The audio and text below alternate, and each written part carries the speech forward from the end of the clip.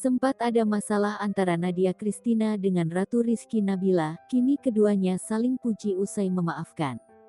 Diketahui, beberapa waktu lalu sosok Nadia Christina menjadi perhatian publik usai mengaku menjadi korban KDRT dari sang suami, Alfat Fathir. Atas kejadian ini, Nadia Christina menarik pelajaran lain yaitu menyadari dan mengakui kesalahan yang pernah ia buat kepada mantan istri Alfat sebelumnya, yaitu Ratu Rizky Nabila. Di mana Nadia pernah melayangkan ucapan kasar atas kehamilan hingga ASI Ratu Rizky Nabila.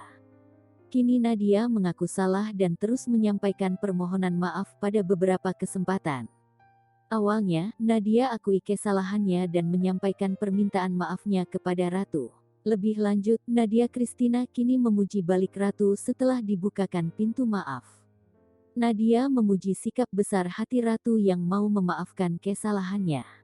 Kendati demikian, Ratu Rizky Nabila menegaskan jika ia telah benar-benar memaafkan kedua belah pihak baik sang mantan suami Alfat Fathir maupun Nadia Christina sendiri.